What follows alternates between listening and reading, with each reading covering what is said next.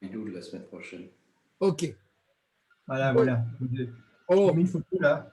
Tu reconnais?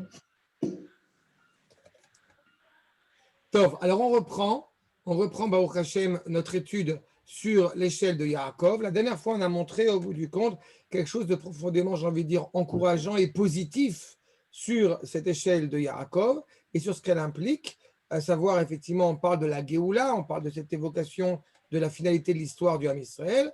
Et aujourd'hui, on va voir que on va lui donner un sens un petit peu différent pour, en fait, évidemment, terminer notre étude sur ce sujet et montrer qu'en fait, eh bien, les deux approches, bien évidemment, se complètent. D'accord? Alors, voyons ça ensemble. D'abord, le Midrash Rabbah, que vous avez en accord numéro 16, Tani Bar Kapara. L'être Chalom Shen Lopitaron, évidemment, il n'y a pas de rêve qui n'ait pas de solution, qui n'ait pas de résultat. Et voici donc notre échelle, Veine Sulam, Ze Akevesh. Va nous dire le Midrash, il met une allusion entre cette échelle et les éléments du Beth Amikdash.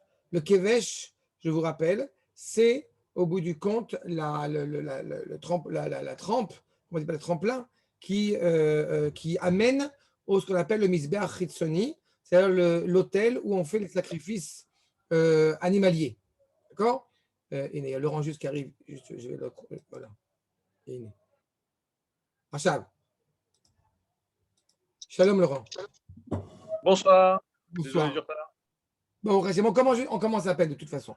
Donc le Midrash Rabbah met bien en évidence le fait que cette échelle, encore une fois, ce point de liaison, de la même que le Kevesh, cet endroit, encore une fois, sans escalier, dont on monte du bas vers l'autel, qui était quelque chose d'assez impressionnant, et qui sera évidemment bien déjà impressionnant, alors nous dit le Rav, Ina Sulam, Ze a Kevesh, Mutsav Arza, donc qui est appuyé, Ze a Mizbeach. C'est là, au bout du compte, l'essence de ce qu'on aspire. Mizbeach Adama Ta'aseli, comme il est dit dans le verset, tu me feras un autel sur terre. Verosho Magia Shmaima, et sa tête arrive justement dans le ciel. Évidemment, il s'agit de l'aspiration des sacrifices, à savoir que leur odeur, Elo Akorbanot, Sherichan, Ala Ole Shamaim. Il est évident que quand on va amener des sacrifices au Beth Amikdash, ce n'est pas simplement pour brûler et pour tuer à foison des bêtes. C'est évidemment pour trouver ce point de liaison avec Akadosh Baruch Hu. Veine, Malaché Elohim, qui sont les envoyés d'Akadosh Baruch Hu, les anges tutélaires d'Akadosh Baruch Hu. Il s'agit Elu Kohanim Gdolim. Il s'agit des Kohanim. Olin veyordim bo, shem olim veyordim bakevesh, qui montent et qui descendent de cette trempe. Veine, Hashem nitzav arza. Et Akadosh Baruch Hu s'exprime sur terre. Raiti et Hashem nitzav ala mizbeach. Akadosh Baruch Hu réside sur cet autel. Vous comprenez qu'on a évoqué la dimension de la Géoula, du rêve de Yaakov qui le rattache, encore une fois, à une dimension supérieure. On est en train de parler maintenant du Beth Amikdash, selon le Midrash, avec la résidence divine, justement, sur terre. Et, on va dire justement, d'où on apprend cela? Du Har Sinaï lui-même. Et on remarquera que le Sinaï et Soulam, eh bien, ont la même valeur gematria. Samer, Lamed même et Sinaï ont évidemment un lien. Donc, dans cette échelle, effectivement, il y a une volonté, on retrouve cette même idée de liaison entre Akadosh Baruch Hu et la créature d'Israël. Veyachlom veine Soulam, Ze Sinaï, Mutzav Arza, Veitiatzvu betartit har. On est au Beth Amikdash, on passe au don de la Torah. Le don de la Torah au bout du compte, ou le Sinaï qui est appuyé sur terre, okay, où le peuple, justement, est, si on traduit littéralement, sous la montagne, parce qu'il aspire évidemment à recevoir la Torah, et que c'est un statut qui est suffisamment imposant et important.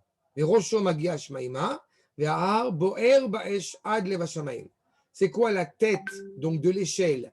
Eh bien, ici, la tête, effectivement, de la montagne du Sinaï qui arrive au ciel, avec justement en haut de cette montagne, eh bien, un feu qui arrive jusqu'au ciel, puisque c'est les références qu'on fait par rapport au don de la Torah. Davar acher, ine sulam ze Sinaï otiot dedin ou otiot dedin. Les mêmes lettres, comme on l'a dit ici, la même valeur gematria de Sinaï. Du coup, qui sont les malachei et malachei Elohim? Alors, on va dire Rechev Elohim, Rebotim, Alfei Shanan. C'est tous les anges au bout du compte, à savoir qui? Tout l'Am Israël, tous les Chachamim d'Am Israël. On va le voir tout de suite. Velamad nous les Nevim, Shenikriou Malachim. Donc, tous les prophètes, encore une fois, qui sont inscrits à transmettre ces valeurs de l'échelle, qui montent et qui descendent, encore une fois, pour transmettre cette Torah. Vous remarquez qu'encore une fois, on retrouve la même idée, peu importe comment on la regarde, on retrouve la même idée de lien entre Am Israël et Akadosh Baruch Hu, par le biais du Beth Amikdash, par le biais de la Torah, par le biais de la finalité de l'histoire. Veyomer Chagai, Malach Hashem, Bemalachot Hashem Lahem. Et Chagai, le prophète Chagai, est appelé Malach Hashem, parce qu'il va, au bout du compte, accomplir la mission d'Akadosh Baruch Hu. Ine Malach Elohim. Va nous dire, justement par rapport au don de la Torah, qui sont-ils? Moshe et Aaron, qui montent. Moshe Allah et Elohim, Veyordim. C'est Moshe.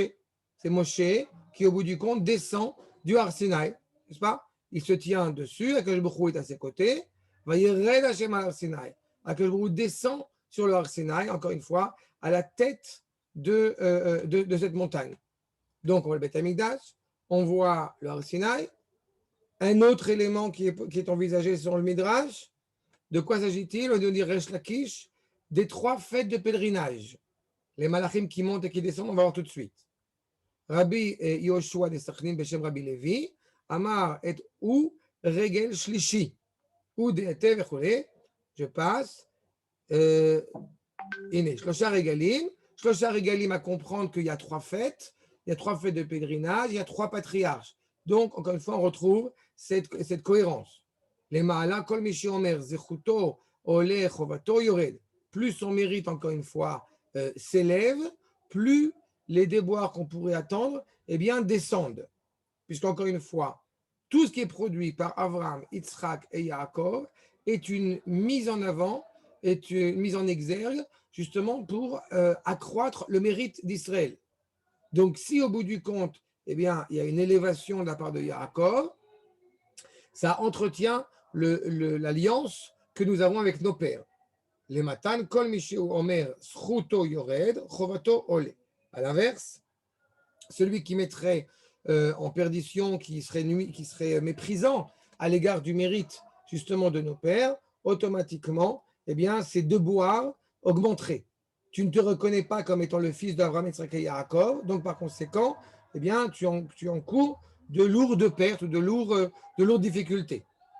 Olim, otam, shelivu, oto, beret Israël. Enfin, le dernier sens qui a été évoqué, qui est le sens le plus logique, j'ai envie de vous dire, c'est les anges tutélaires qui accompagnent au bout du compte Yaakov au moment où il s'apprête à sortir d'Eret Israël, et ceux qui l'accompagnent en dehors d'Eret Israël. Ceux qui montent, c'est ceux qui l'accompagnent en Eret Israël. Ceux qui descendent, c'est ceux qui l'accompagnent en dehors d'Eret Israël. D'accord? Donc, on retrouve encore une fois, mais c'est important pour moi de bien le signifier. On parle du Ham Israël. Le Beth Amikdash ne peut être construit que pour le Ham Israël. Ce n'est pas à l'échelle individuelle. Le don de la Torah n'est donné que à Ham Israël. Et vous comprenez, et vous voyez bien que dans le même Midrash, on parle de la personnalité de Yaakov, qui l'accompagne, qui le raccompagne. C'est-à-dire qu'on a une préfiguration du peuple à travers le prisme de Yaakov. N'oublions pas que Yaakov est le père de la nation hébraïque. Donc il porte en lui, encore une fois, ce sceau. Donc toute l'histoire du peuple juif, elle est inscrite dans ce passage-là de l'échelle, dans ce passage de la montée et de la descente de l'échelle, dans ce passage d'être en Eretz Israël, de sortir en dehors d'Eretz Israël et de revenir en Eretz Israël. D'accord? C'est pour cela qu'il y a l'autre versant, j'ai envie de vous dire, c'est le versant évidemment des 4 royautés. Le versant justement du processus historique et la crainte de Yaakov face à ces royautés qui s'annoncent, qui avaient déjà été annoncées auprès d'Abraham, Vegam et Agoy d'Ananochi, les différentes royautés qui vont succéder à l'Égypte, que Akadosh Baruch Hu jugera aussi au vu de leurs méfaits. Voyons ce que nous dit le Ramban. Aldat Rabbi Eliezer Agadol, dans le Pirkei de Rabbi Eliezer, Aïta Zot Amare Kenyan Ben Abetarim le Avraham. Il y a eu cette alliance avec Abraham qui annonçait déjà les 4 royaumes, comme je vous le disais à l'instant, qui est Iro, Memshalat, Arba, Malchuyot, ou Ma'alatam, Veyeridatam. Akadosh Baruch Hu a montré à Abraham non seulement ces différents royaumes, ces différentes entités politiques qui vont, au bout du compte, monter en puissance, mais il va leur montrer aussi combien ils descendent, n'est-ce pas? Combien, au bout du compte, elles ne peuvent pas être éternelles. Et c'est ça, justement, va nous dire Pirkei de Rabbi Eliezer, le Midrash, Zeta Malaché Elohim. Vous voyez que jusqu'à présent, on avait, au bout du compte, une dimension positive de ces malachim, de ces anges. Là, on voit maintenant un nouveau regard, un nouvel axe sur ces anges tutélaires qui seraient les anges, les souffles des différentes nations qui ont été les ennemis les plus terribles d'Israël, qui justement vont effectivement monter, mais ils vont descendre. D'accord? Et au bout du compte, c'est très important pour nous. Parce que quand vous dites Ashrei Yoshev Etecha, cette notion de Osher en hébreu, c'est un pluriel. C'est-à-dire qu'elle implique à la fois, et c'est pour ça que j'avais commencé par cela, elle implique à la fois une finalité foncièrement positive, mais elle implique aussi des difficultés tout au long de sa vie pour arriver à ce bonheur exceptionnel, pour arriver à cette sérénité exceptionnelle. Évidemment, ces difficultés à l'échelle de la nation, ce sont ces 4 royaumes. D'accord? Comme il est dit dans le prophète Daniel, Sar Malchut Yavan, ve Sar Malchut Paras, ve'ivticho ki uit ale yeimo. Que Akadosh Baruch Hu, il a promis à Yaakov qu'il sera avec lui, vechol asher ilech benehem, ve'ishamrenu, ve'yatzinu miyadam. Pourquoi est-ce que le Ramban insiste seulement sur le Sar Yavan et Paras et on n'a même pas évoqué la Babylonie lorsqu'il est évoqué maintenant, tout simplement parce qu'on met en évidence le rapport à Yaakov. Si Abraham est justement par rapport à l'Égypte, alors Yitzhak va être par rapport à la Babylonie. Et Yaakov sera évidemment par rapport à Yavan et Yosef par rapport à Edom, au bout du compte. D'accord? Maintenant, Erelu, Akadosh Baruch Hu, Arba Malchuyot, Moshlan ve'Avedat. Il voit ces 4 royaumes qui vont monter, qui vont prendre en puissance et qui vont être perdus. Ereu Sar Malchut Bavel, Ole Shivim, Okim. Il veut nous dire, il voit le ministre, le souffle, l'ange tutélaire de la Babylonie, qui monte 70 degrés sur l'échelle, Okim. Et il descend. Ve'ereu Sar Malchut Madai. Lui aussi, donc Med, les Perses, va monter Chamishim Veshnaim Okim. Il monte 52 étages sur l'échelle et il redescend. Ereu Sar Malchut Yavan, Ole Mea Veshmonim Okim. La Grèce, elle est montée 180 ans et elle redescend. Ve'ereu Sar Malchut Edom, Ole Ve'ino Yored. La grande inquiétude, la grande angoisse qui a été la nôtre pendant près de 2000 ans, ça a été effectivement de voir cet empire romain, occidental, chrétien qui monte et qui ne redescend pas. Amarlo Yaakov, Ach El Shaol Torad. Eh bien, dit Akadosh Baruch Hu à Yaakov, à la différence de ces autres nations qui sont effectivement redescendues, mais on ne sait pas combien sont-elles redescendues. Elles sont peut-être juste redescendues entre guillemets sur terre, mais elles continuent à exister. Eh bien, la nation de Édom, nous dit Akadosh Baruch Hu à Yaakov, elle va descendre plus bas que terre. Elle va descendre dans les profondeurs. Et c'est ça qui est absolument, je me permets d'insister sur ce point, ce qui est absolument terrible, on l'a évoqué plusieurs fois ensemble, ce qui est absolument terrible, c'est qu'on est en train de dépeindre la non-possibilité de retrouver la flambeur, de retrouver le flambeau jadis dans le monde occidental. Il y a une volonté d'essayer de se rattacher de nouveau, de se réélever de nouveau, et il semble que ça devienne inévitable. En tant que nation, je ne parle pas en tant qu'individu, mais la nation occidentale, le monde occidental ne peut que tomber. D'accord? Amar lo HaKadosh Baruch Hu, im tagbia kenesher. Et toi, tu vas t'élever au bout du compte comme un aigle. C'est la prophétie de Ovadia qu'on connaît. Il peut s'élever comme le roi des oiseaux, l'aigle avec toute sa splendeur. Il n'empêche qu'au bout du compte, il tombera d'autant plus haut. Donc, on voit encore une fois, je poursuis, cette notion d'histoire telle qu'elle nous est révélée, tout ça par le biais de l'échelle. Poursuivons ensemble, si vous voulez. S'il y a des questions, je m'arrête, mais Bechavol. Oui, juste une petite question. On disait la dernière fois que le pied de l'échelle était en haut, alors que là, si on parle de la chute des différentes dominations, ce serait plus logique que le pied de l'échelle soit en bas. Alors, Parce que comme si on peut descendre, il a fait, a priori, comme j'avais dit, puisque la tête de l'échelle, elle est en bas, j'avais expliqué le fait qu'en fait, la tête de l'échelle, elle est en Eretz Israël. La notion d'Eretz Israël, au bout du compte, est la base. Toutes les nations, au bout du compte, se sont clairement, on a dit, monter et descendre. Toutes les nations vont essayer, donc, de monter en Eretz Israël. C'est en ce sens-là qu'il faut l'entendre. Donc, toutes ces nations-là ont essayé de s'installer en Eretz Israël, et malheureusement, pour elles surtout, ça ne peut être que 20. donc il faut comprendre surtout que la tête de l'échelle est en Eretz Israël Exactement. plutôt que le pied est au ciel. Exactement. Exactement. D'accord? Mais la notion de ciel, justement, et la notion d'Eretz Israël, eh bien, elle est intimement liée. C'est-à-dire que le Olam Haba n'est pas un autre endroit. Olam Haba, c'est au bout du compte une autre dimension de la terre d'Eretz Israël. Et il est évident qu'on ne le perçoit pas forcément. Tu sais, j'ai coutume à Java de rappeler un propos qui, à mes yeux, est abject de la part des journalistes israéliens, d'une partie en tout cas, des journalistes israéliens, quand ils parlent de la visite du pape en Eretz Israël. Et quand ils parlent de la visite du pape en Eretz Israël, ils disent bien que le pape arrive sur Admat Kodesh. Et ce que je trouve scandaleux, c'est qu'il parle du pape qui arrive sur Adamat Kodesh, Eretz Kodesh, mais nous, on habite dans Médinat Israël. Donc, je suis toujours un peu perplexe par rapport à ce genre de propos. Et c'est pour cela que, justement, ils ont essayé de s'y installer. Et on a l'impression qu'au bout du compte, le contrôle de ces nations à travers les siècles, par de multiples armes. Encore une fois, j'habite à Akko, donc dans la vieille ville de Akko, il y a les canons de Napoléon qui sont restés, et on voit quand même des choses impressionnantes au niveau de la volonté de conquérir Eretz Israël. Et pourtant, ils ont échoué. D'accord? Donc c'est un peu dans cette optique-là. Maintenant, J'ai une le question. Kaïb Rabat. Ah, est-ce que le fait que, ça se passe entre guillemets à la frontière, ça a un lien avec les faits avec les exils?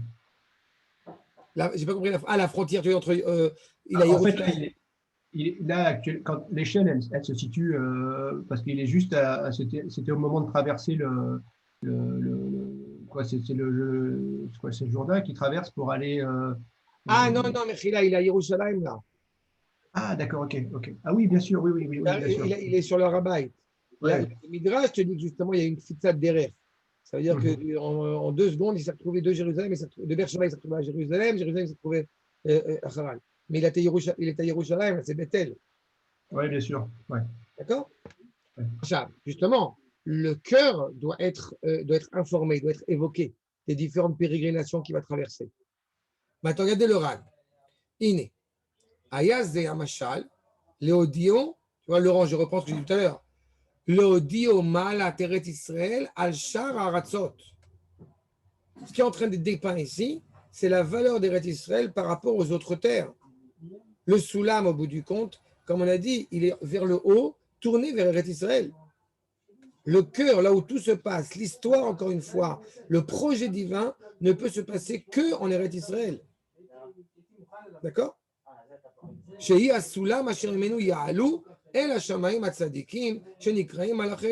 là que les tzadikim vont monter.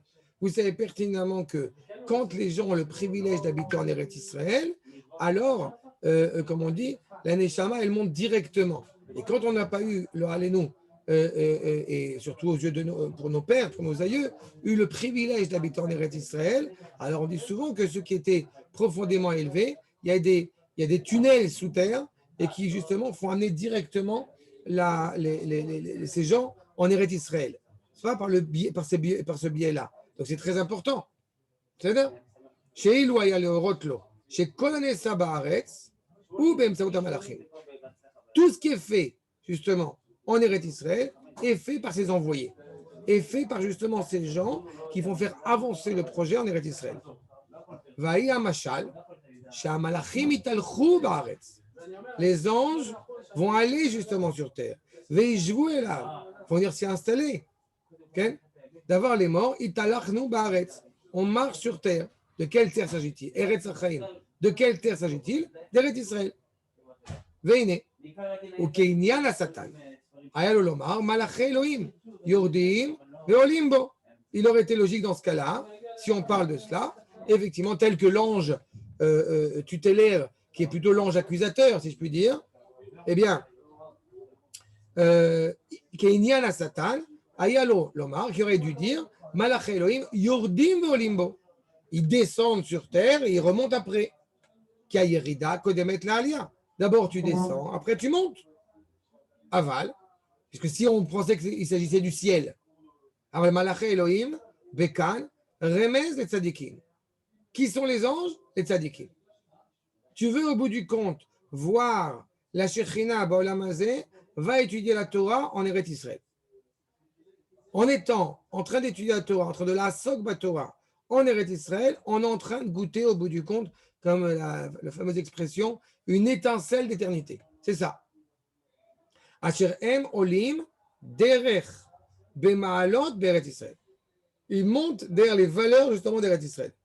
Au mipneze, entre parenthèses, on l'avait déjà étudié ensemble dans un article sur Chevron du Rav Kook, sur le fait qu'effectivement la ville s'appelle Chevron, si vous vous rappelez, parce que justement c'est la ville chez Mechaberet les Avinu Shabashem. Elle permet de relier le ciel et la terre ensemble. C'est Chevron.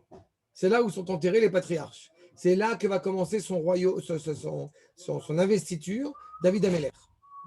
Donc on est en plein là-dedans. Les valeurs d'Eretz Israël, les valeurs du Olam Haba s'intègrent grâce à la présence de ces gens en Eretz Israël. Mipneze, Amarolim ve Yordimbo. C'est pour ça qu'ils montent et qu'ils descendent. Kiev Sharshi Aliyah et Tzadikim Retsufa. Un tzaddik n'est pas quelqu'un on n'est pas dans la mystique maintenant. Et c'est le Ran qui parle de ça. Pour monter, ce n'est pas un chemin qui est dénué d'embûches. N'est-ce pas? Nefesh Adam, Kemoshe Amanu, Yesh la shte pniot. L'homme, il a deux aiguillages. Un qui le pousse à aller vers le haut, okay? Tzad Ama'ala, Vel Tzad Amata. C'est fascinant parce que tous les Rachaim, tout ce qu'ils disent au bout du compte, chacun avec son approche amène une autre approche sur l'échelle. On a vu l'échelle, on a vu l'échelle le Beth Amikdash, on a vu l'échelle le Har Sinaï, on a vu l'échelle au bout du compte Eretz Israël. On est en train de voir une autre dimension dans l'échelle, c'est-à-dire l'homme. L'homme, c'est l'échelle. Il est en train de monter et de descendre. Mais ce n'est pas une réalité, encore une fois, qui stagne. C'est une réalité qui est automatiquement et dynamique. Et donc, un tzaddik, pareil, un tzaddik, à défaut de ce que parfois certains croient, n'est pas quelqu'un qui n'a pas des fautes à son actif. C'est quelqu'un qui a surtout une force pour arriver à se relever et continuer à monter. C'est pas tzaddik. À son passif, tu veux dire. Pardon, je n'ai pas entendu? À son passif, pas à son. Son passif, oui, d'accord. Mais le coup de ce que tu disais tout à l'heure, là, ce que disait Laurent sur l'échelle qui est accrochée, ce que tu nous as expliqué la dernière fois, à quoi ça correspond pour l'homme? C'est-à-dire que l'homme, il a les pieds sur terre, accrochés, il a la tête qui, elle, en revanche, peut bouger, c'est ça? Exactement. Ok, d'accord. Sauf que comme j'aime le rappeler, le Maharal, qui rappelle quand on dit que Adam est Sadé, que l'homme est un arbre, avec une seule nuance avec l'arbre, c'est que l'arbre a les racines en bas, alors que nos racines à nous, justement, elles sont en haut. Tu vois? La tête d'Am Israël, la Neshama d'Am Israël, elle est puisée du haut, elle n'est pas puisée du bas. D'accord? Tzad ma'ala ve tzad mata. Ve'yevshar kol od shetiye baguf shetiye pniata el tzad ma'ala levad. Nous ne sommes pas, justement, au sens spirituel du terme, si je peux dire, nous ne sommes pas que des anges tutélaires. Nous sommes des êtres humains, donc avec un corps. Donc, tant qu'on a effectivement un corps et qu'on est animé par ce corps, eh bien, on ne peut pas atteindre, au bout du compte, cet absolu qui serait dénué de matérialité. On doit se tourner aussi vers son corps et donner satisfaction à ce corps. Je répète bien qu'il n'y a pas mal entendu. Ce n'est pas a posteriori. On n'est pas chrétien, mais on a automatiquement une implication aussi à ce corps qu'il faut respecter, qu'il faut honorer en tant que tel. Donc l'échelle, justement, c'est pour ça que je dis, l'échelle, elle relie ce bas au haut et ce haut au bas. C'est l'homme.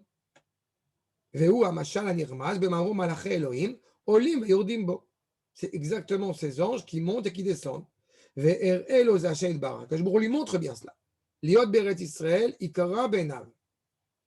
Yaakov Avinu ne veut pas sortir d'Eretz Israël. C'est une grande difficulté, c'est une grande épreuve. Son père n'est pas sorti d'Eretz Israël. Donc il est clair que d'être en Eretz Israël a beaucoup de valeur. Et d'ailleurs, quand dans la paracha de la semaine prochaine, même la semaine d'après, pardon, quand Yaakov Avinu, on va lui demander de sortir d'Eretz Israël, de partir en Égypte, sa grande inquiétude, c'est d'être coincé là-bas. Et la réponse de Akash Baruch Hu, Al-Tira Avdi Yaakov, je te ramènerai là-bas, je monterai avec toi en Eretz Israël. Il était hors de question pour Yaakov d'être enterré en Égypte. C'est ça? עכשיו, ולהיות מגמתו אליה, אחרי שיישא את נשיו. Seule finalité, et on retient de cela évidemment la halakha, qu'on a le droit de sortir d'Eretz Israël pour trouver une femme et la ramener en Eretz Israël. Donc il sort, il n'a pas envie de sortir d'Eretz Israël. Mais étant donné qu'il y a une finalité pour aller trouver femme à Haran, et après il revient en Eretz Israël. Féodi ou Od, et lui apprend aussi que Betsetom Eretz Israël, quand il va sortir d'Eretz Israël, alors il a besoin d'une protection particulière. Yoter mi beyoto sham. Plus que là où il est effectivement en Eretz Israël. Ine, anochi imecha, veshamarticha bechol asher telech, vashivotecha el haadama azot. Je vais être avec toi là-bas, je te garderai partout où tu iras, et je te ramènerai sur la terre, comprenez évidemment Eretz Israël, Adama Azot, qui l'ont Azoka. Je ne t'abandonnerai pas, Ad Asher, Imasiti, et Asher Dibartela. Je ne t'abandonnerai pas tant que je n'ai pas accompli, enfin jamais à la vérité, je n'ai pas tenu les paroles que je tiens maintenant. Donc vous voyez là encore une fois, la volonté d'être préservé, même en dehors d'Eretz Israël, pendant cette période où Yaakov va se retrouver effectivement chez Lavan.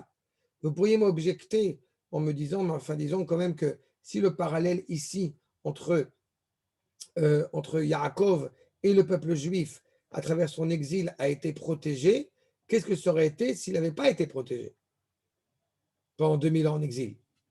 C'est-à-dire, bon, la réponse est toute simple. La réponse est que justement le peuple en tant que tel est protégé de ne jamais disparaître parmi les nations. C'est pas? Mais justement, ces souffrances ont été malheureusement parfois aussi un bouclier pour justement ne pas se perdre parmi les nations. D'accord? Arshab. Là, tu parles, du peuple, mais individuellement, ils peuvent se perdre, c'est ça? Bien sûr. À l'échelle individuelle, hélas, ils peuvent se perdre. Et on sait qu'à la fin des temps, même ceux-là reviendront. Mais c'est une discussion entre les Chachamim si vraiment ils vont revenir ou non. Mais comme j'ai coutume de le rappeler, selon le verset, Haovdim beretz Ashur, ve'anidachim beretz Mitzrayim, ve'ishtachavu l'Hashem be'Har HaKodesh b'Yerushalayim. Justement, ceux qui sont Ovdim beretz Ashur, ceux qui sont totalement perdus, en traduction littérale, en Assyrie. Mais la Shur en araméen, c'est aussi la perte du regard. C'est-à-dire que leur vision les a totalement fait perdre. C'est voir. Ils sont perdus. Ovdim beret Ashur. Leur vision, semble-t-il, de dépravation, de débauche, les a totalement perdus, malheureusement. Et Nidachim beret Mitzrayim, ils sont coincés. Ils sont coincés essentiellement à cause de l'argent, à cause de problèmes économiques qui font qu'ils sont coincés. Mais Nidachim et Oved, c'est pas la même chose. Nidach, il est coincé, mais il sait qu'il n'est pas chez lui. Donc c'est encore sauvable. Eux aussi vont se prosterner devant Akadosh Baruch Hu à Jérusalem. Mais Ovdim. Mais une question simplement, excuse-moi. C'est en tant que personne, je comprends. Mais quand il y a des mouvements comme les mouvements réformistes ou même les Haredim qui vivent à Brooklyn, qui quasiment nient Israël ou en tout cas ne viennent pas y vivre, et qui, c'est quoi ça? Où ça se situe par rapport au peuple et aux individus? Il y a deux choses. Le premier, c'est que même ces gens, effectivement, que tu évoques à Brooklyn, notamment, n'ont pas d'aspiration, sinon ça serait contraire à la Torah qu'ils étudient, n'ont pas d'aspiration à rester pour l'éternité à Brooklyn. C'est une première chose. Ensuite, il y a un deuxième point. Je parlais d'eux et je parle aussi de tous les réformistes américains qui ne connaissent pas Israël. Eux, c'est pas shoot, ils vont disparaître. Non, les réformés, c'est pas shoot. Parce qu'avec un Haredi, justement, que tu évoques à Brooklyn, là, il y a une évidence, et que j'ai souvent évoqué là-dessus, sur le fait que le Haredi à Brooklyn et moi, on est d'accord que la Torah est éternelle et que la Torah de Moshe est éternelle. Donc sur ça, Baruch Hashem, c'est ce point quand même fondamental, ce point de départ. Cependant, il y a l'expression de Manitou sur le fait qu'il y a deux types d'assimilationnistes. Il y a l'hébreu assimilé et il y a le juif assimilé. Alors le juif assimilé, on le connaît, on sait ce que c'est. L'hébreu assimilé, il ne faut jamais oublier, c'est celui qui malheureusement a transformé, j'ai envie de dire les Shem Shamaim, qui a transformé le judaïsme en religion et qui par conséquent va accéder à l'idée qu'on n'a pas forcément besoin absolument d'être en Eretz Israël pour pouvoir accomplir les mitzvot. Bon, c'est un vrai problème. C'est une vraie évidemment, discussion, mais c'est aussi le passage de Yaakov à Israël.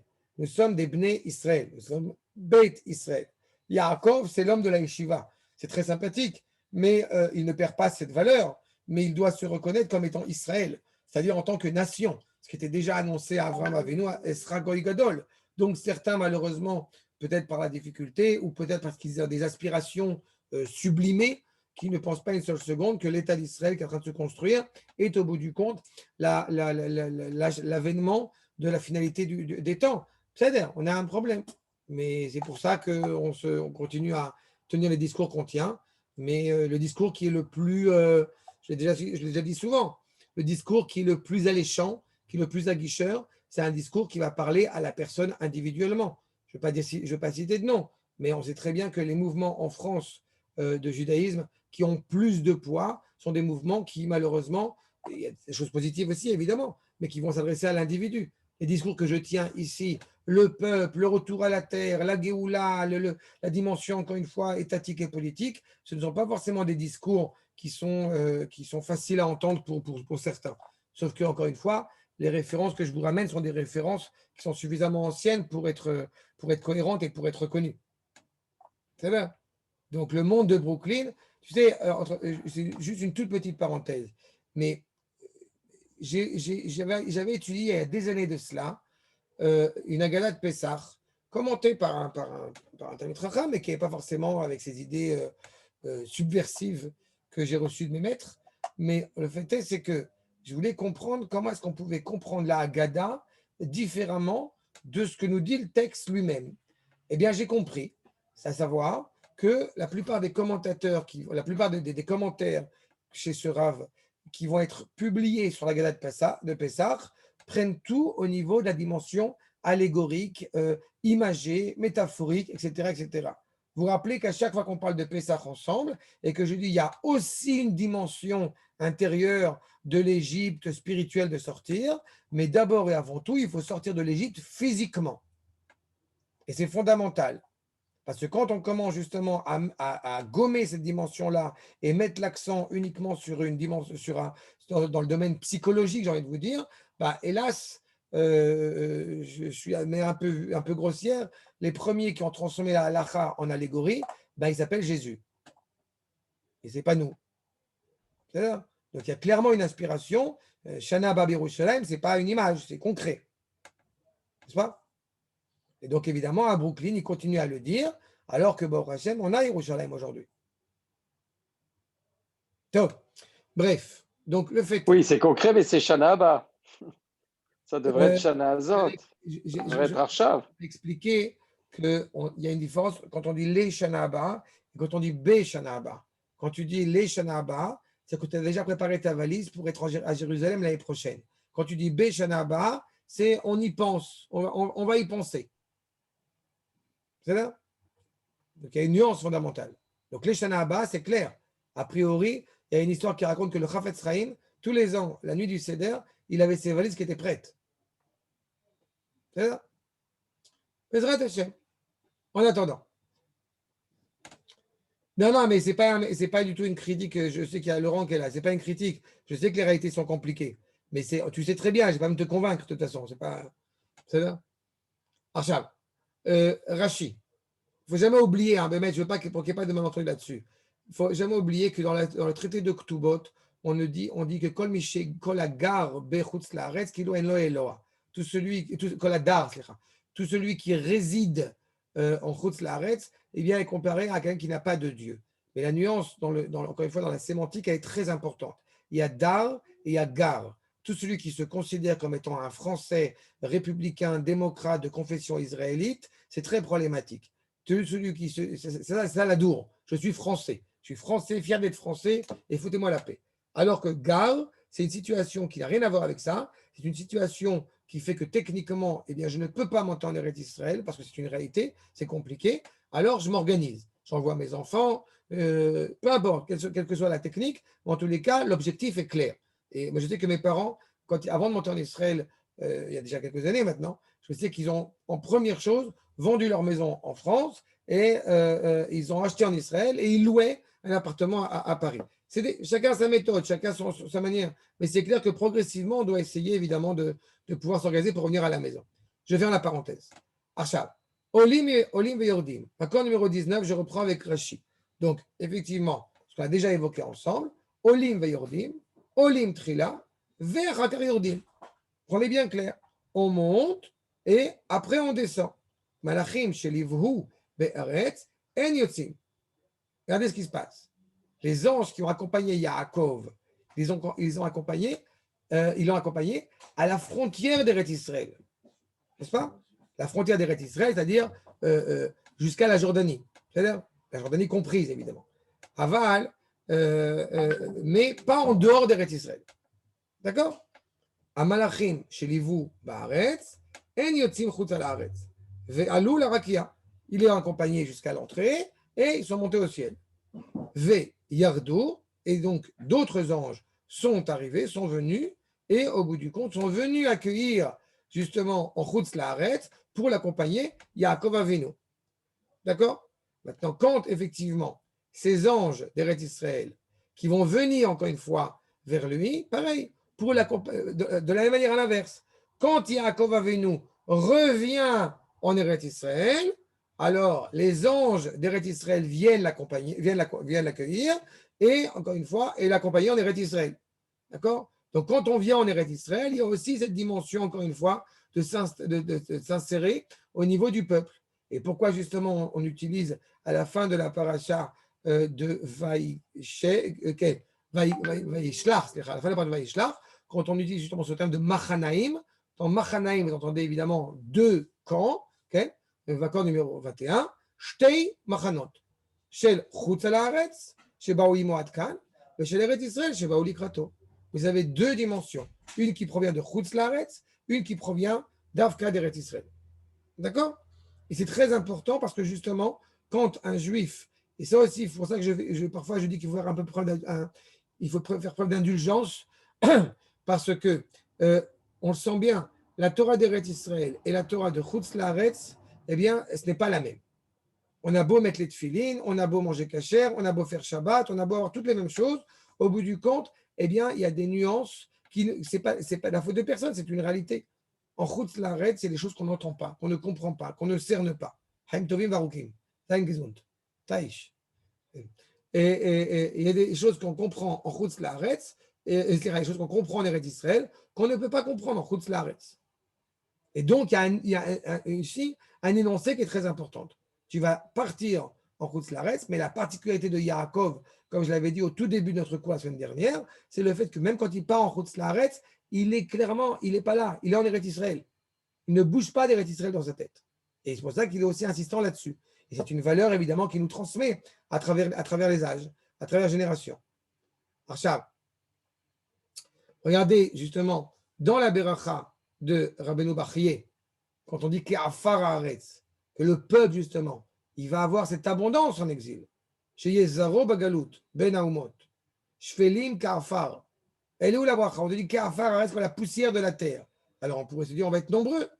Justement, on va être nombreux, mais écrasés parmi les peuples. Ke'afar au midrach kafregel. La réalité du peuple, quand elle est en exil, c'est justement d'être écrasé.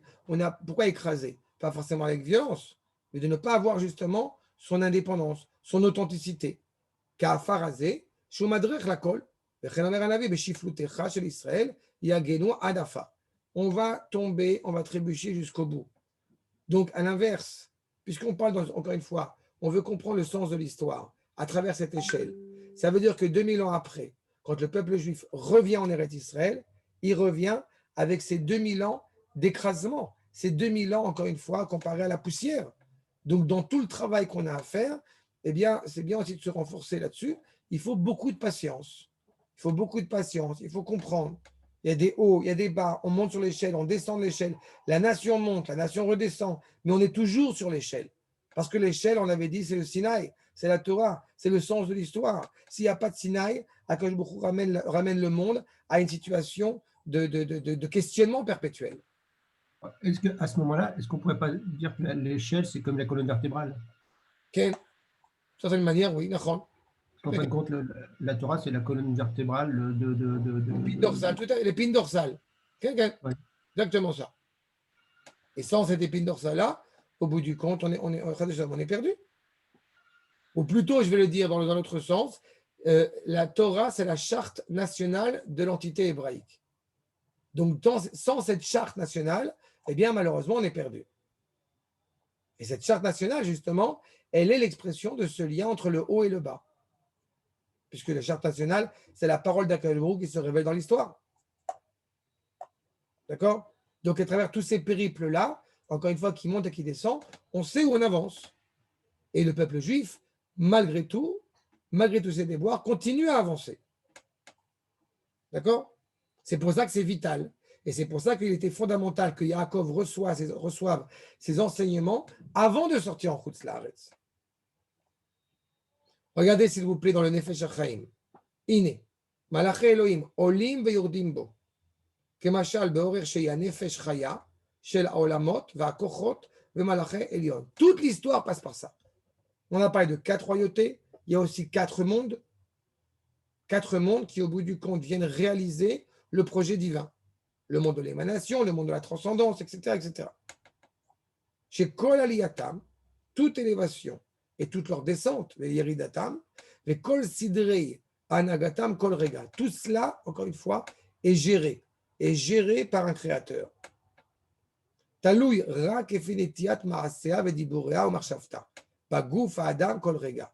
C'est toi qui vas décider, encore une fois, dans tes actes, dans tes paroles, dans tes pensées, comment est-ce qu'effectivement tu vas pouvoir t'élever, au contraire, descendre. D'abord, on monte. Si j'avais été occidental, on aurait dit d'abord on descend. Mais on n'est pas occidentaux. Akadosh Baruch Hu Asa Adam Yashar. Akadosh Baruch Hu a fait un homme droit. Quand j'explique à des élèves à la yeshiva pourquoi je suis virulent et un féru révolté contre le fait de raconter les contes de Grimm à ses enfants.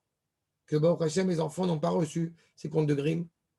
Parce qu'on enseigne à un enfant, par conséquent, que le mal est inhérent à la réalité. C'est absolument faux. On apprend d'abord à un enfant que le bien est ce qui est présent, ce qui est fondamental. Et quand il y aura des épreuves à affronter, on lui apprendra aussi. Mais on commence d'abord par un regard positif, par un regard d'élévation. Olim trila. Ve'achar kach yordim. Et après, on descend. Ki ikar torata adam la'alot techila. L'essentiel de la Torah de l'homme, c'est d'abord de monter. Kol haolam mimata lemala.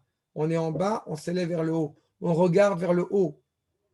Pourquoi le Rabbi Menachem Mendel Mikotsk, il dit pourquoi est-ce que l'homme il a la tête? Pourquoi est-ce que la Neshama, on dit qu'elle est dans la tête? Pourquoi est-ce que la tête justement est en haut et les pieds en bas? Pourquoi est-ce qu'on marche sur 2 pattes plutôt que sur 4 pattes? Pour qu'on a toujours au bout du compte l'option de regarder vers le haut et pas de regarder vers le bas. Arshav, ve'achar kach nimshachim orot milemala ad she'achar kach ve'ine avaya baruch hu nitzav alav. Tu regardes vers le haut, tu t'élèves vers le haut, et alors justement, Akadosh Baruch Hu est appuyé. Vous avez dit, la dernière fois, au tout début, je l'avais évoqué comme ça, que Akadosh Baruch Hu est appuyé sur lui. En hébreu, Soulam, c'est masculin, et sur lui, ça peut être sur Yaakov. Enfin, vous avez la réponse maintenant. Akadosh Baruch Hu est appuyé sur l'échelle ou est appuyé sur Yaakov? Enfin, en fait, c'est la même chose. Il est sur lui. Il est présent sur lui. Il réside en lui. Grâce au fait que l'homme, justement, s'élève vers le haut. Donc, à lui, encore une fois, de se construire. Et c'est vrai à l'échelle individuelle, et c'est d'autant plus vrai à l'échelle du peuple. Je termine juste sur ce point pour cette première partie, les propos du Rav Kook. Eret Israël, phrase archi-célèbre, j'ai envie de vous dire, mais même si vous la connaissez tous, c'est pas grave. Ça vaut le coup de se remémorer ce propos. Eret Israël einena davar chitzoni. La terre d'Eret Israël n'est pas un élément extérieur, une acquisition extérieure pour la nation. On aurait besoin d'une terre parce qu'on a nulle part où elle est. Kinyan chitzoni laouma. Comme si c'était au bout du compte un moyen, rak betor emtsai, le matara shel itagdut aklalit ve'arzakat kiyuma achomri ou afilu aruchani. Celui qui penserait éventuellement qu'on a besoin d'un État pour pouvoir se réunir, pour pouvoir se retrouver, être une nation à l'échelle générale, au niveau matériel, au niveau économique ou même au niveau spirituel. Non, ce n'est pas ça, Eret Israël. Eret Israël, ichativa atzmutit kshura bekesher chaim imauma. Eret Israël est une entité fondamentale, encore une fois, qui entretient un lien vital avec la nation. L'échelle qu'on a évoquée, elle est du haut vers le bas et du bas vers le haut. Mais il y a ce lien, encore une fois, indéfectible. De la même manière qu'il ne peut pas y avoir de distinction et de séparation entre Am Israël et Eret Israël, et évidemment Torah Israël, il ne peut pas y avoir de distinction entre Eret Israël et Am Israël pour que le peuple soit vivant et pour que la terre soit vivante. Elle porte en elle des éléments intérieurs, encore une fois, choyés à l'échelle même de sa réalité.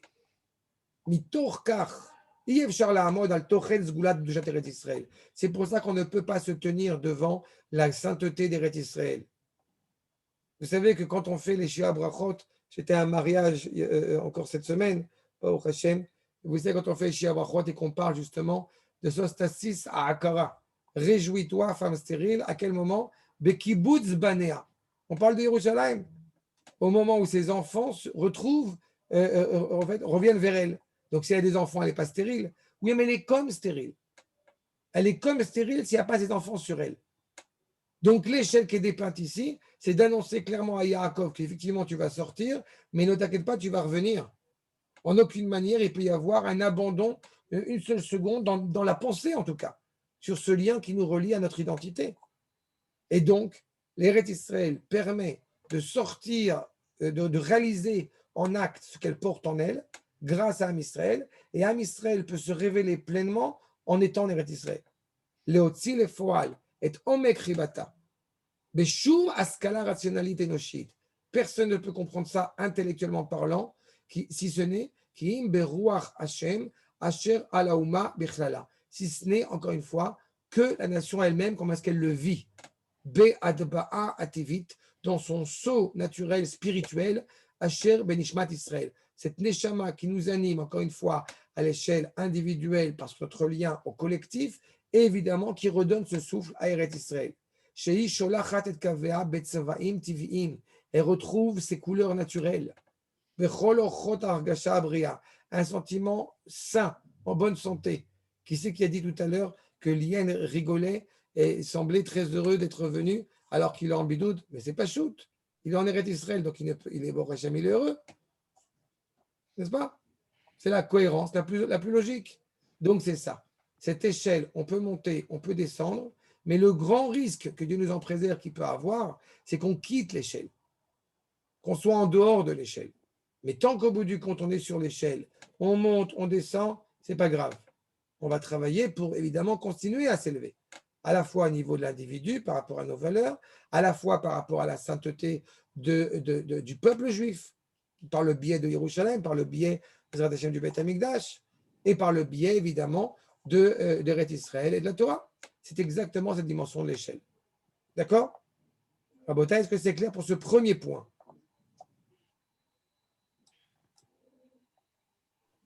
Oui, juste une petite remarque.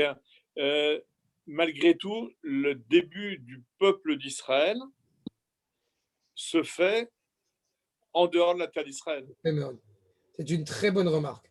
C'est une très bonne remarque, mais si tu me permets, je vais la prendre comme une question. Oui. La naissance de l'âme Israël aurait pu se faire en Eretz Israël. Quand il est écrit que tu seras ta descendance sera étrangère sur une terre étrangère, ne voulait pas forcément dire qu'on doit être d'Afka en Égypte. Ger yezeracha beres lo lahem. Quand Yaakov Avinu va justement dire que la gour Megoré Aviv, sur la terre où résidaient ponctuellement ses pères, on aurait pu avoir ce sentiment d'étrangeté à l'égard d'Eretz Israël tant qu'on ne l'avait pas conquise, n'est-ce pas? La mère que Moshe Rabbeinu qui est enterré en dehors d'Eretz Israël, alors que ce n'est pas vrai, il est enterré en Eretz Israël. Seulement, c'est considéré comme étant Chutz Laaretz tant qu'on n'a pas reconquis, évidemment, le Sinaï. D'accord? Mais pourquoi est-ce que le peuple juif, malgré tout, est né en Égypte? Évidemment, ce n'est pas un hasard. Il y a une difficulté intrinsèque, si je parle d'abord au niveau d'Yaakov, il y a une difficulté intrinsèque à Yaakov de devenir Esav. Même à Esav réparé, mais à devenir Esav. Eh bien, il y a une même difficulté à l'échelle de la famille hébraïque, descendante de Yaakov, de devenir justement une nation. Quand je dis que Yaakov devient Esav, je m'explique. Ce n'est pas Yaakov devient Esav, mais c'est Yaakov devient Israël. Et Israël, c'est quoi?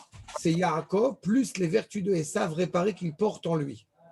Il a la voix de Yaakov et les mains de Esav. On voit bien qu'une des plus grandes difficultés pour notre peuple, d'arriver à se comprendre, à s'entendre comme étant une nation, justement, qui se bat. Et on voit bien ce qui se passe. Vous avez d'un côté des gens qui vont dire non, non, il faut la Torah. Et quand d'autres vont parler de la nation, alors ils vont parler avec des caractères, avec des critères, justement, qui ne sont pas juifs.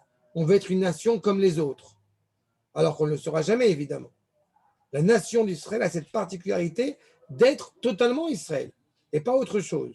Mais pour pouvoir apprendre les éléments pour construire cette nation, alors on va le faire en Égypte. C'est en Égypte qu'est la civilisation la plus élevée à ce moment-là, la plus exceptionnelle à ce moment-là, la plus proche de nous, géographiquement parlant, mais la plus éloignée spirituellement parlant. Et c'est là-bas qu'on va apprendre à devenir une nation. Le premier qui nous reconnaît en tant que nation, c'est le pharaon. Donc c'était exactement la problématique. Si on avait réussi à rester dans le ghetto de Goshen pendant 210 ans, alors eh bien, on serait revenu en Eretz Israël. Directement. Mais, semble-t-il, ça a été compliqué. On a commencé à se mélanger, on a commencé à s'oublier. Alors à ce moment-là, évidemment, de lourdes épreuves ont été encourées. Mais c'était réellement de se construire en tant que nation. C'est pour ça qu'on est là-bas. Et vous savez que la difficulté, malheureusement, ça a été qu'il a fallu nous jeter de là-bas. La plupart du peuple juif ne voulait pas sortir d'Égypte. Donc il y a une vraie difficulté par rapport à ça. Mais oui, là, tu as tout à fait raison. Et je trouve que c'est d'ailleurs une très belle transition parce que là, ce qu'on va essayer d'évoquer maintenant, dans quelques minutes, la seule fête qui s'est produite en Eretz Israël, c'est Hanouka. C'est-à-dire, toutes les fêtes se sont, au bout du compte, déroulées en Chutz Laaretz. Évidemment, les 3 fêtes de pèlerinage, même si, encore une fois, leur attachement, leur valeur prend tout son sens, évidemment, en Eretz Israël. On ne peut pas avoir les Arbat Aminim si on n'a pas de champ en Eretz Israël pour pouvoir récolter ce loulav et ce hétrog. Le Korban Pessah, évidemment, il y a le Korban Pessah de l'époque de l'Égypte, mais le Korban Pessah pour l'éternité, il est à Jérusalem, il est sur le mont du Temple. Shavuot, c'est pareil, on amène les prémices de la récolte à Yerushalayim. Et malgré tout, l'événement en tant que tel ne s'est pas produit, n'a pas été fixé en Eretz Israël. Donc la nation, effectivement, est née en dehors d'Eretz Israël parce qu'il faut apprendre à devenir une nation, ce qui n'est pas inhérent, encore une fois, à la famille hébraïque. Je vous rappelle, de la même manière qu'Abraham était Rosh Yeshiva à Haran et que Akadosh Baruch Hu lui a demandé expressément de devenir une nation. Il sera le père d'une nation. C'est encore une fois, on retrouve cette unité, cette ambivalence. Il serait beaucoup plus facile d'être enfermé dans un monastère ou, à l'inverse, d'être totalement dans l'esprit de conquête. Mais justement, Am Israël, c'est la terre de l'unité. c'est la seule terre, comme on dit traditionnellement, c'est la seule terre qui a le droit d'être appelée Eretz Abrit. Tu vois? Il y a par erreur une terre qui est appelée Arzot Abrit, qui est évidemment une bêtise, puisque c'est Amma Reka, un peuple vide, évidemment. Mais Eretz Israël, c'est la seule terre qui a le droit, qui est clairement appelée Eretz Abrit. La terre de l'alliance. C'est la terre qui relie justement ces éléments-là. C'est pour ça qu'il y a un accord fondamental qui devient Israël. Est-ce que c'est pour ça qu'on dit Eretz, donc la terre qui est en bas de l'échelle, en fait, ou qui relie le ciel avec la terre, enfin, Mais est-ce Eretz que la Israël, notion d'échelle a un rapport avec la terre, en fait? Eretz Israël, Mechila Silviane, elle n'est pas en bas. Eretz Israël, elle est en haut. Oui, mais c'est Eretz. Eretz, ça veut dire terre, quoi. Non, Adama veut dire terre. Eretz, dans l'hébreu traditionnel, il n'y a pas de synonyme. Donc, si on prend le mot Eretz et qu'on utilise le mot Adama, c'est-à-dire qu'elles ont deux sens qui soient bien distincts. D'accord. L'homme vient effectivement de Adama, Adam vient de Adama, donc il y a un rapport à la terre, Ouais. mais Eretz, ça vient du mot Ratson. C'est l'expression justement de la volonté de cette terre. Donc, Eretz Israël, justement, qu'est-ce qui donne ses fruits? On ne te dit pas Adama notenet perotea. On te dit Eretz notenet perotea. La terre donne ses fruits avec un œil bienveillant. Pourquoi est-ce qu'elle les donne? Parce que son peuple est revenu sur elle. D'accord. D'accord? La dimension d'Eretz Israël, justement, c'est ça. C'est ce que dit le Sfatemet sur le fait que dans le désert, on disait Amotilechem mina shamaim, et qu'en revenant en Eretz Israël, on dit Amotilechem mina haaretz. Ce n'est pas une chute, c'est une continuité d'élévation. Vous savez très bien qu'on monte en Eretz Israël. Tu ne descends que de Eretz Israël. Que tu sois où tu veux, au pôle Nord, au pôle Sud, en Afrique noire ou je ne sais pas où, tu montes en Eretz Israël. Je ne sais pas ce que tu foutras en Afrique noire, mais on t'a compris. D'accord? Top. Alors, ça, c'est le premier point. Bezrat Hashem. Maintenant, je fais